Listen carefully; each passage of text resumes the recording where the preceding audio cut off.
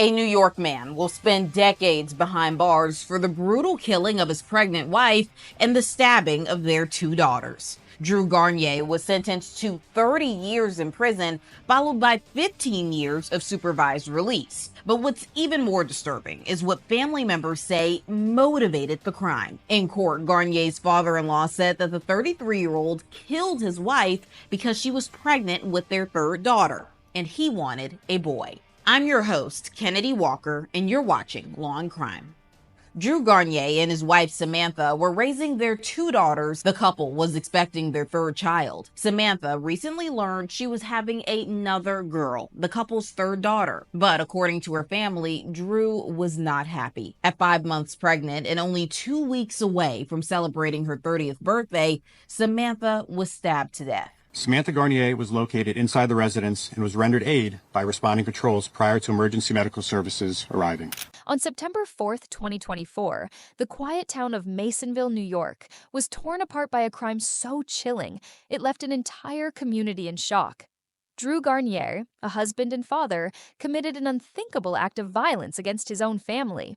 His wife, Samantha, was murdered just because she was pregnant with another girl. Drew's obsession with having a son led to this devastating crime. But what was the real cause of his anger?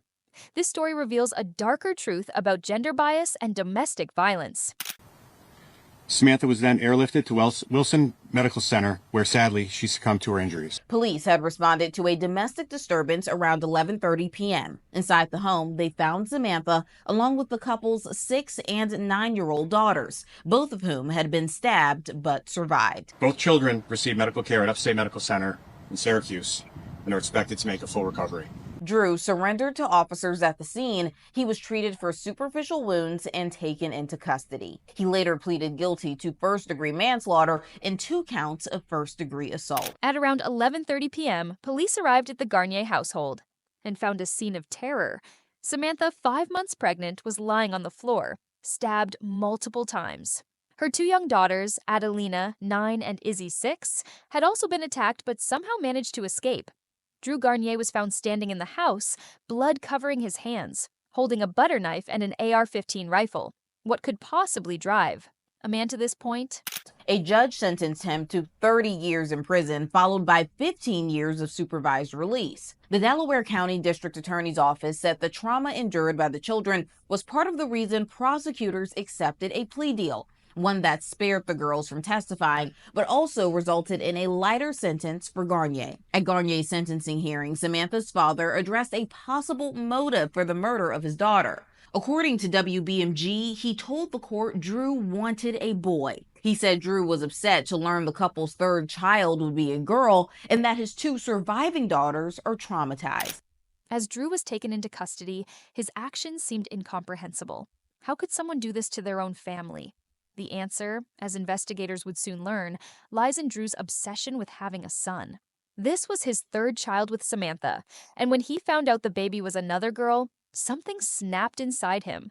Samantha's tragic death. Garnier asked for permission to contact the children he admitted to stabbing while serving his prison sentence, but the Delaware County District Attorney strongly objected, requesting no contact orders. The judge agreed, issuing an order blocking Garnier from contacting his daughters until 2056, though the order allows the girls to petition the court to lift that restriction in the future if they choose to. And joining me to talk more about this is trial attorney Aaliyah Roberts. Aaliyah, thank you so much for coming on today. Thank you for having me, Kennedy. And the brutal attack on her children shocked everyone. The 2 young girls, despite their injuries, were lucky to survive, but the psychological trauma they endured would last forever. During Drew's trial, the disturbing details about his resentment for daughters emerged. Samantha's family revealed that Drew had frequently expressed disappointment in having 2 daughters and was fixated on the idea of having a son. So let's just jump right in. Such a sad story. We know this plea deal spared the daughters from having to testify, but what kind of trade-offs are prosecutors making when they accept a deal like this one?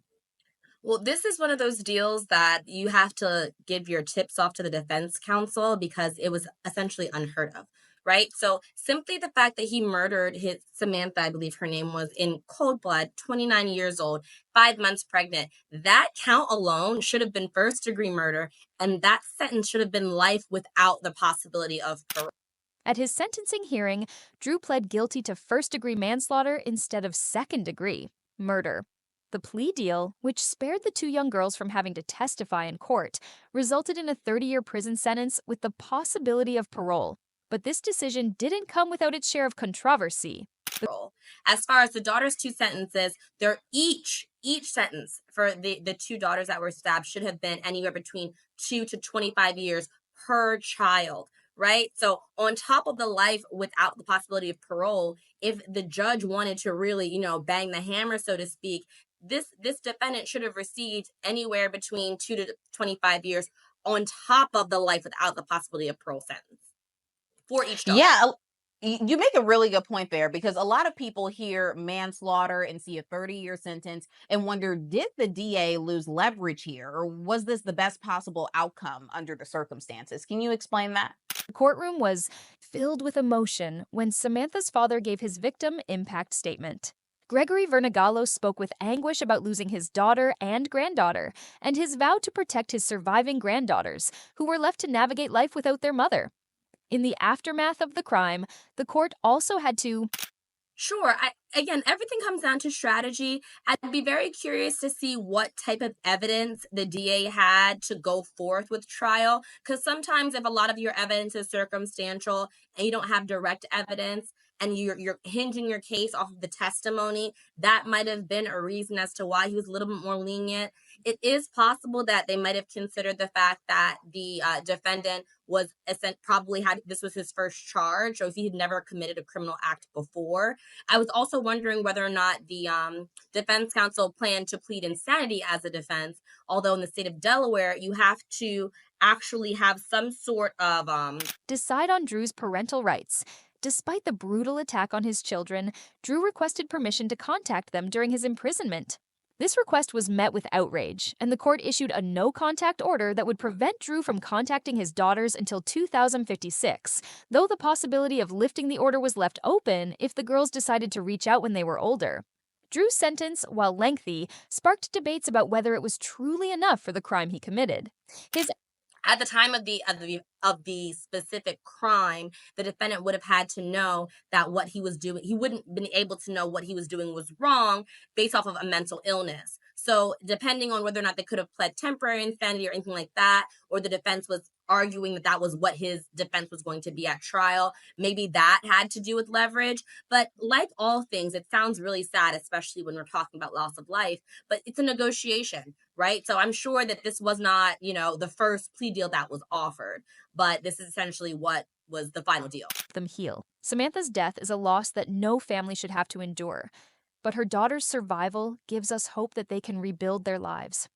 Samantha's family and friends have committed to supporting her children, giving them the love and care they need to move forward.